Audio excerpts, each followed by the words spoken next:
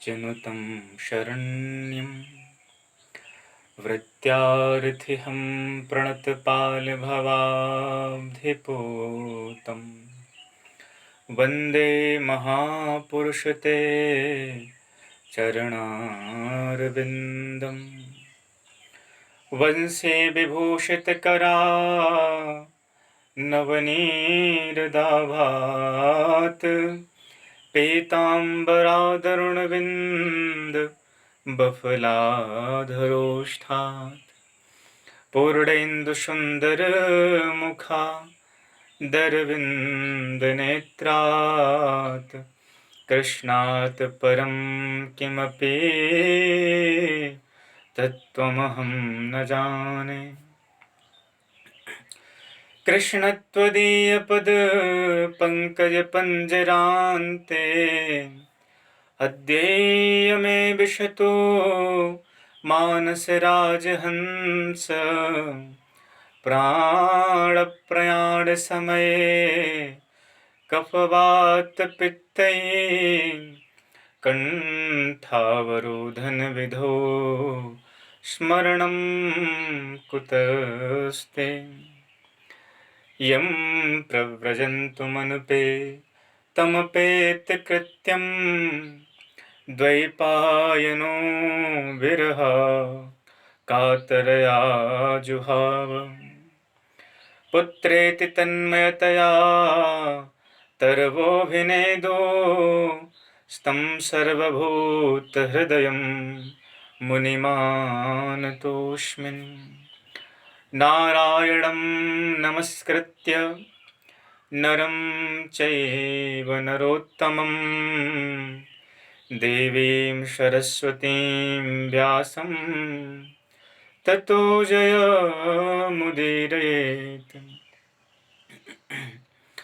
गुरुवरथे त्यक्तराज्यो व्यचरुदनुवनं पद्मपदभ्यां प्रियायाः कृपाणिस्परसाक्षमाभ्यां मृजपथुरजो यो हरीन्द्रानुजाभ्यां किवैरूप्याच्छोर्पनख्या प्रियविरहरुषः रोपितभ्रो विजृम्भ अस्त्राब्धबद्धसेतुः खलदवदाहना कौशलेन्द्रोऽवतां नः।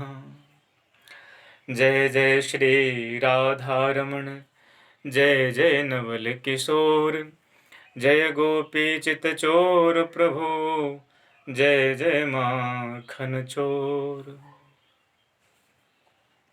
बोल वृंदावन बिहारी लाल की जय। सद्गुरुदेव भगवान की जय। उमापति महादेव की जय। श्री राधा कृष्ण भगवान की जय। भक्त बलवंत हनुमंत लाल की जय। गौ माता की जय। भारत माता की जय।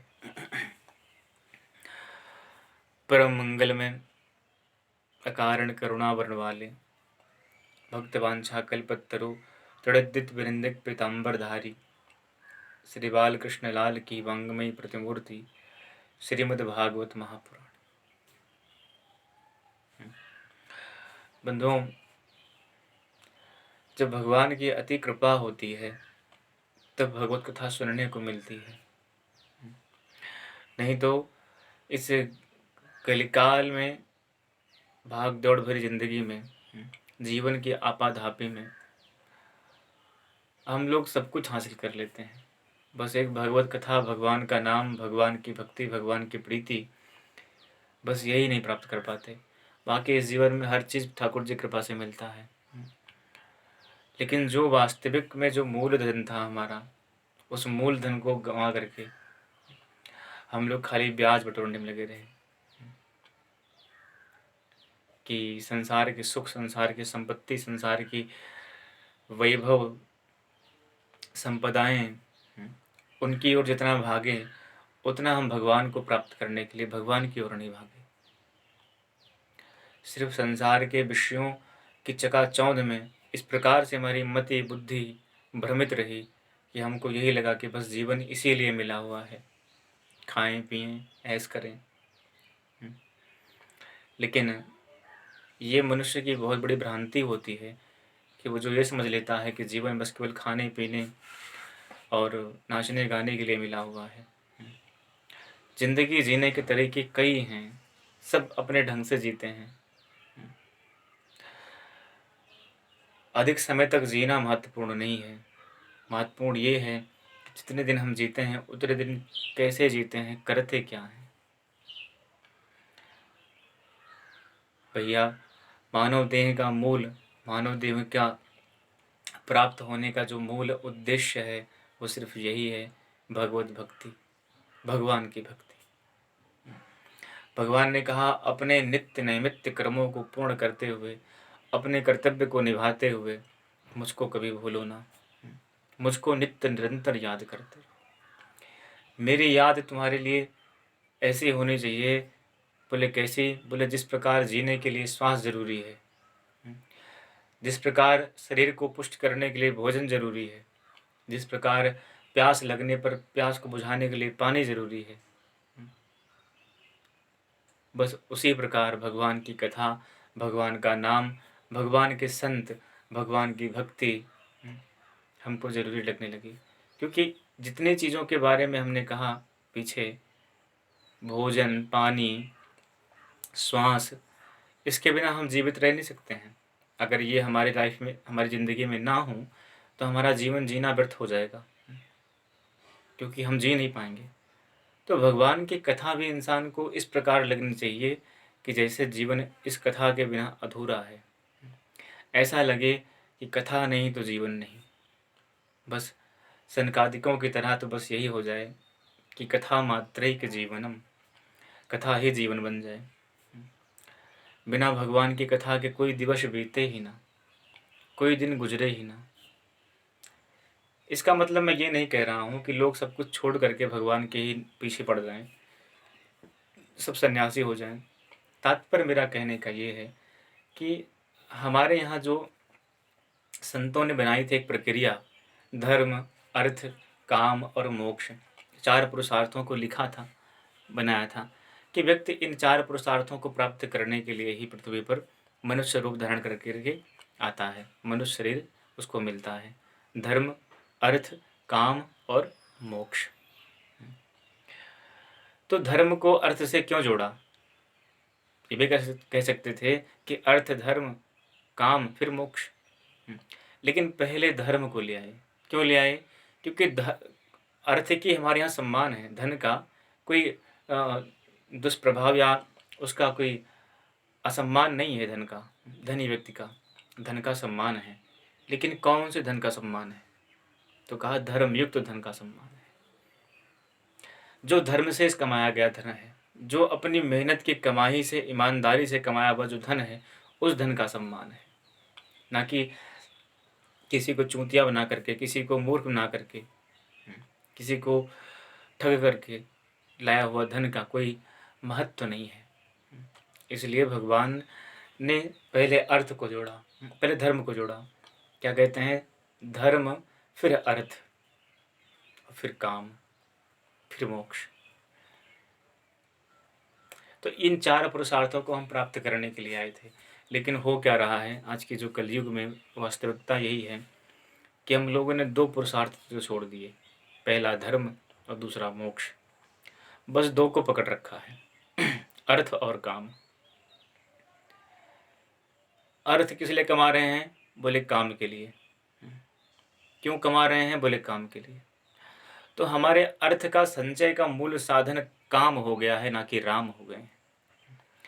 तो व्यक्ति के अर्थ के संचय का जब मूल साधन काम हो जाएगा तो वहाँ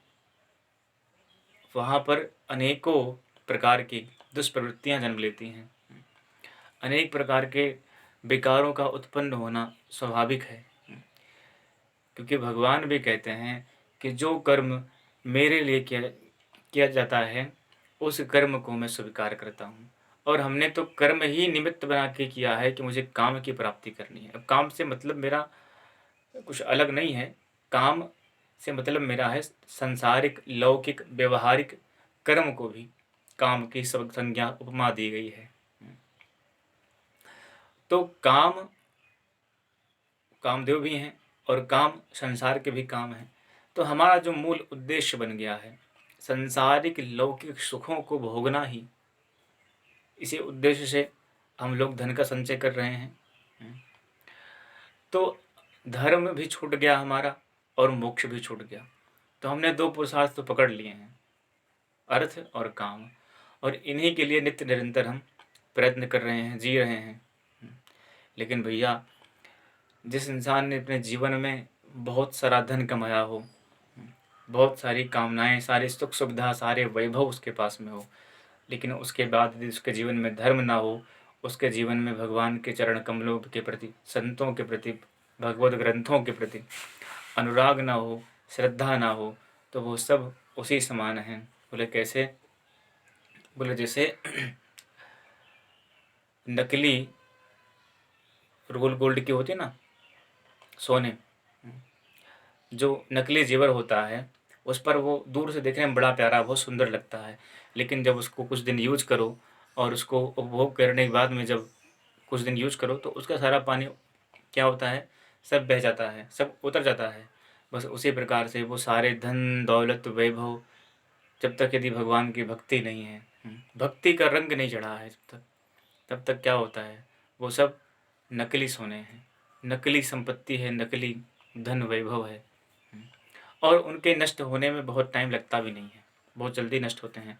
लेकिन जब वही धन और वही सुख संपदा धर्म के साथ अर्थ आता है घर में, और अर्थ के साथ में काम भी आता है, तो धर्मयुक्त जब अर्थ आया तो धर्मयुक्त काम भी आया, और जब धर्मयुक्त अर्थ आने पर, धर्मयुक्त काम आने पर, तो भैया मोक्ष कहीं दूर नहीं हो सकता है, मोक्ष वो घर ही मोक्ष हो जाएगा। तो जो चीज़ जैसे आती है वैसे जाती भी है।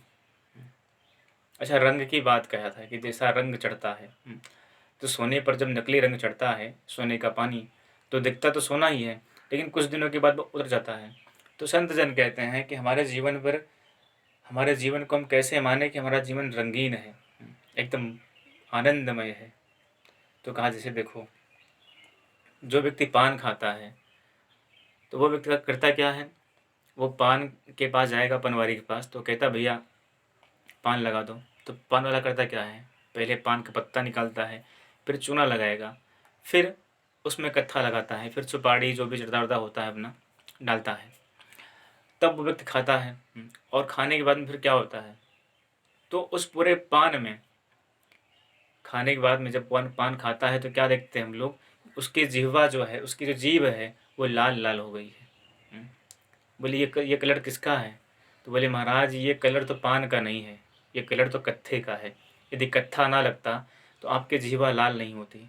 बस उसी प्रकार से ये सारा जीवन, जो मानव का जीवन है वो कैसा है, बोले एक सादे पान के पत्ते की तरह है। और जो सुख संपदा वैभव हैं ये सुपारी और जर्दे के समान है, जो भी कुछ पड़ता है पान में। तो बोले महाराज अब तक तो पान ठीक था, अब तक तो जीवन ठीक है, सुसज्जित लग रहा है, लेकिन यदि वो लालिमा जो है, वो लालिमा अगर लानी हो तो कैसे आएगा? वो जो कत्थे वाली लालिमा है इस जीवन में लेकर के आना हो तो कैसे आएगा?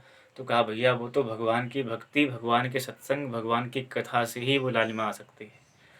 वो सत्संग रूपी जब लालिमा हमारे जीवन में आएगी तो हमारा जीवन भी गुलजार हो जाएगा, एकदम महकने लगेगा, सब कुछ भगवान पर की कृपा से होने लगेगा। तो ये कथा की महिमा है कि जिस दिन कथा न मिले सुनने को उससे बुरा कोई दिन नहीं है। हमको ये लगने लगे कि भले ही जीवन में कितना भी कष्ट आ जाए, दिन प्रतिदिन कष्टों का पहाड़ टूटता रहे हमारे ऊपर, लेकिन मन में इतना तो संकल्प भगवान के चरणों में, भगवान की कथा में हो हमारा, कि जब भगवत कथा सुनने को ना मिले तो ऐसा लगे कि जीवन व्यतीत व्यर्थ ही हो रहा है। ये ऐसा जा रहा है जैसे मानो कि जैसे बैल होता है जिंदगी भर, या गधा होता है जिंदगी भर अपने मालिक का श्रम ढोता है, भार को ढोता रहता है, और अंत में वो मालिक उसको निकाल के फेंक देता है जब वो किसी काम का नहीं रहता है। उसी प्रकार संसार भी है भैया, जब तक हम काम के हैं तब तक सारे सुख संपदा वैभव सब हमारी इज्जत कर रहे हैं, सब हमको पूछ रहे हैं। जिस दिन हम काम के नहीं रहेंगे उस गधे के समान हमको भी उठा के फेंक देंगे। तो संबंध तब तक है जब तक हम में सामर्थ्य है, जब तक हमारे अंदर शक्ति है, जब तक उनका हमसे कोई स्वार्थ सिद्ध हो रहा है तब तक वो संबंध है। लेकिन ये संबंध जो भगवान का है, जो भगवत संबंध है, वो संबंध सच्चा संबंध है, जो कभी मिटने वाला नहीं, कभी खत्म होने वाला नहीं। वो नित्य निरंतर एक सा बना रहने वाला है। क्योंकि सच्चा संबंध तो ठाकुर जी से है। इसलिए भगवान की कथा जिस दिन सुनने को ना मिले उससे बुरा कोई दिन नहीं हो सकता, वो सबसे बुरा दिन है। तो भगवान की कथा सर्वोपरि है। इसलिए अब हम बहुत देर ना करके भगवान की जो भागवत जी का जो